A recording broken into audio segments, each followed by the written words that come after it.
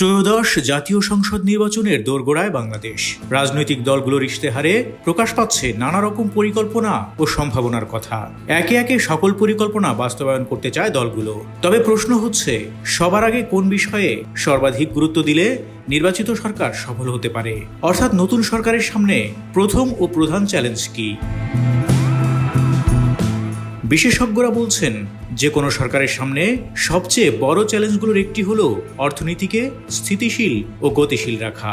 কারণ রাজনৈতিক স্থিতিশীলতা, সামাজিক উন্নয়ন এবং রাষ্ট্রীয় সেবার মান সবকিছুই শেষ পর্যন্ত অর্থনীতির উপর নির্ভরশীল।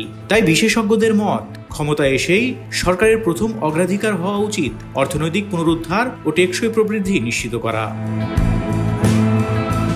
প্রথমেই যে বিষয়ে নজর দিতে হবে তা হলো মূল্যস্ফীতি নিয়ন্ত্রণ ও মানুষের জীবনযাত্রার ব্যয়। আমরা জানি সাম্প্রতিক বছরগুলোতে নিত্যপণ্যের দাম বৃদ্ধি সাধারণ মানুষের জীবনকে কঠিন করে তুলেছে।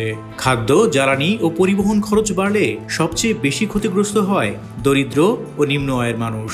পাশাপাশি মূল্যস্ফীতি দীর্ঘস্থায়ী হলে সঞ্চয় কমে, বিনিয়োগ নিরুৎসাহিত হয় এবং সামগ্রিক অর্থনৈতিক আস্থা নষ্ট হয়। তাই সরকারকে সরবরাহ ব্যবস্থার উন্নয়ন, বাজার তদারকি, ভর্তুকির সঠিক ব্যবহার এবং উৎপাদন বাড়ানোর মতো নীতিতে জোর দেওয়ার কথা বলেছেন বিশেষজ্ঞরা। এরপর আসে বৈদেশিক মুদ্রার রিজার্ভ ও রপ্তানি আয়। রিজার্ভ কমে গেলে আমদানি ব্যাহত হয়, মুদ্রার মান কমে এবং অর্থনীতিতে চাপ তৈরি হয়। যেহেতু পোশাক শিল্পের ওপর অতিরিক্ত নির্ভরতা ঝুঁকিপূর্ণ, নতুন খাত যেমন আইটি, ওষুধ, কৃষিপণ্য, জাহাজ নির্মাণে বৈচিত্র্য আনা জরুরি। এক্ষেত্রে করণীয় হচ্ছে প্রবাসী আয়ের প্রবাহ ধরে রাখতে বৈধ চ্যানেল শক্তিশালী করতে হবে। বিশেষজ্ঞরা বলছেন, নতুন সরকারকে বিনিয়োগ ও কর্মসংস্থান সৃষ্টির উপর গুরুত্ব দিতে হবে।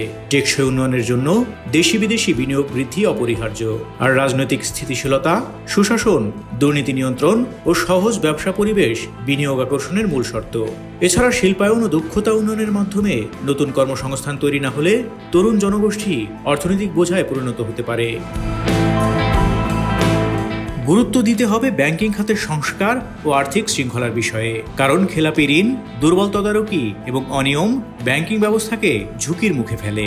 বিশেষজ্ঞদের মত, স্বচ্ছতা, জবাবদিহি ও শক্তিশালী নিয়ন্ত্রক কাঠামো ছাড়া আর্থিক স্থিতিশীলতা সম্ভব নয়। এজন্য রাজস্ব আদায় বাড়ানো এবং অপ্রয়োজনীয় ব্যয় কমানো গুরুত্বপূর্ণ। সবশেষে আসে সামাজিক সুরক্ষা ও অন্তর্ভুক্তিমূলক প্রবৃদ্ধি ইস্যু। শুধু জিডিপি বৃদ্ধি যথেষ্ট নয়, যেভাবে হোক উন্নয়নের সুফল সবার কাছে পৌঁছাতে হবে।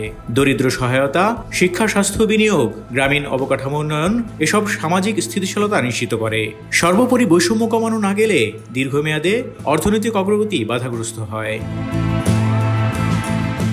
অর্থনীতি শক্তিশালী না হলে কোনো সরকারের উন্নয়ন পরিকল্পনা বাস্তবায়ন করা সম্ভব নয়। তাই বিশেষজ্ঞদের মতে মূল্যস্ফীতি নিয়ন্ত্রণ, রিজার্ভ ও রপ্তানি বৃদ্ধি, বিনিয়োগ, কর্মসংস্থান সৃষ্টি, ব্যাংকিং সংস্কার এবং সামাজিক সুরক্ষা জোরদার, এই 5টি খাতে দ্রুত ও কার্যকর পদক্ষেপ নিলেই একটি নির্বাচিত সরকার জনগণের আস্থা অর্জন করতে পারে এবং দীর্ঘমেয়াদে স্থিতিশীল উন্নয়ন নিশ্চিত করতে সক্ষম হয়।